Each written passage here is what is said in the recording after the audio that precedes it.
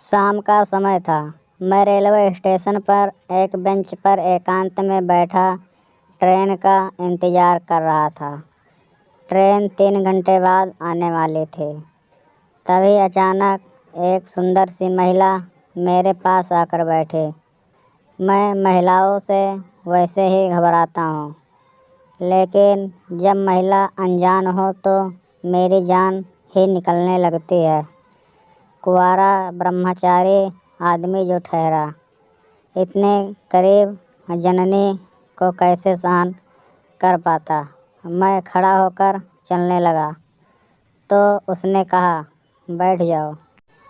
मैंने उसकी ओर देखा और आंखों से प्रश्न किया और जवाब में वह बोले, पहचाना नहीं क्या? मैंने ना में गर्दन हिलाई। उसने उदास होकर कहा, मैं चारू। मैं पहचान गया और मेरे मुख से ओह, बस इतना ही शब्द निकला। यादों पर जमा कुछ कोहरा हटा और गौर से उसका चेहरा देखा तो उसकी 15 साल पुरानी वास्तविक आकृति जहन में उभर आई। मेरे मोहल्ले की लड़की थी और साथ में ही पढ़ी थी। साल भर पागल भी रही थी।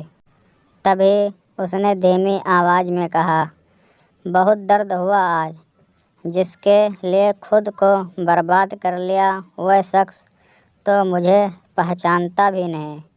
मैं कुछ समझ नहीं पाया। मैंने फिर उसे आंखों से प्रश्न लेकर उसकी ओर देखा। उसने जवाब दिया, मैंने तुम्हें इतना चाहा, क्या तुम्हें कुछ भी पता नहीं? मैंने फिर ना में गर्दन हिलाई।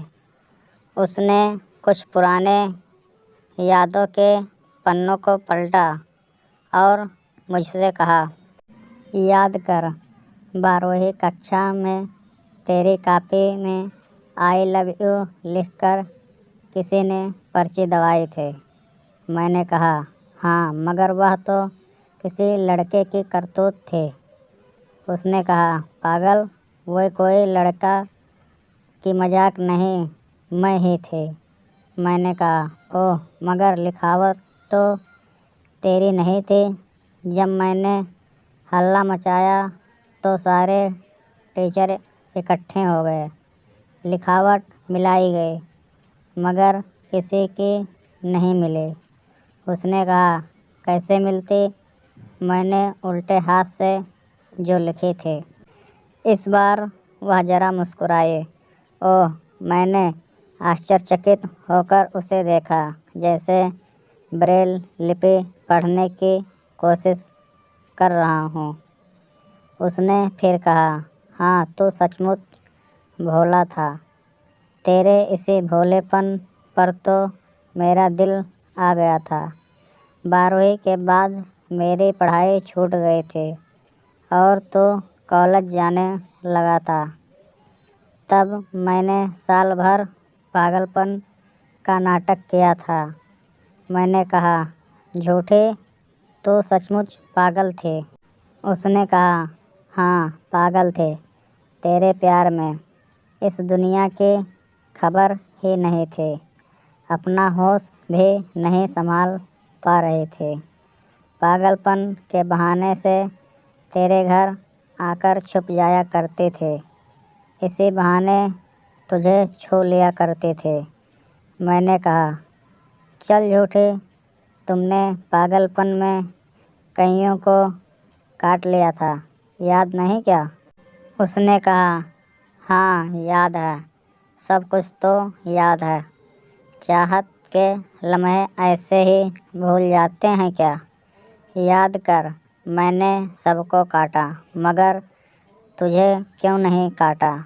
तुम मुझे पकड़कर घर वालों के हवाले कर दिया करते थे और मैं बड़ी आसानी से तुम्हारी पकड़ में आ जाया करते थे। इसी बहाने तुझे छूने का मौका मिल जाया करता था।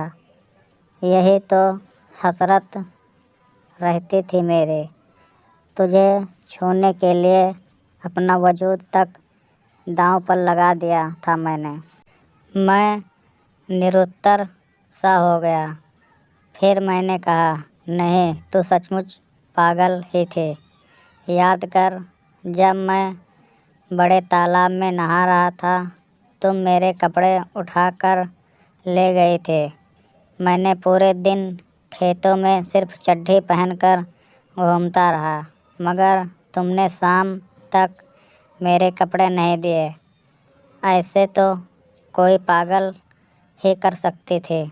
उसने जवाब दिया, हाँ, कपड़े उठाए थे मैंने, मगर ज़रा सोच, तेरे ही क्यों उठाए थे?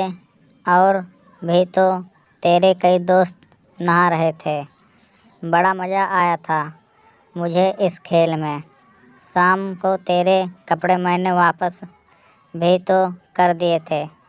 तुम मेरे अपने जो थे। ढंग से तुझे देखने का हक था मेरा, सो मैंने देख लिया। फिर उसने एक गहरी सांस लेकर कहा, बड़ी कीमत चुकानी पड़ी थी मुझे इस खेल की। तेरी माँ शिकायत लेकर आई थी। इस कारण घर वालों ने मुझे खूब पीटा।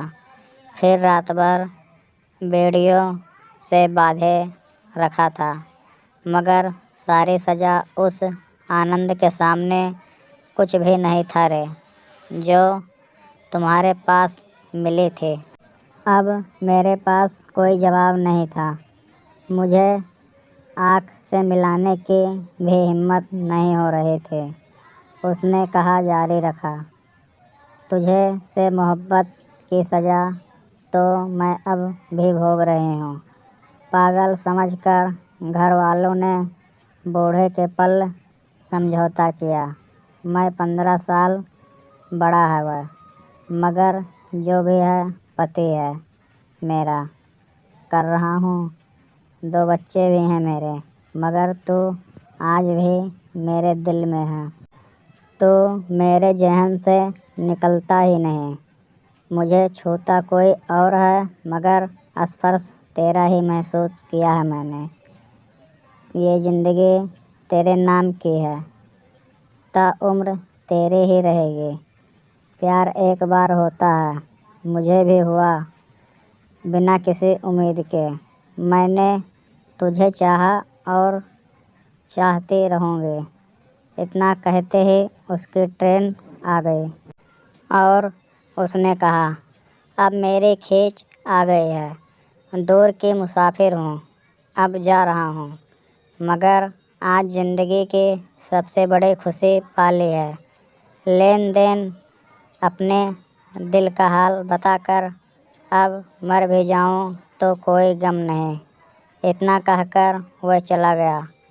मैं जड़वत पत्थर बना बैठा हूँ। वह स्टेशन की भीड़ में कहीं ओझल हो गई।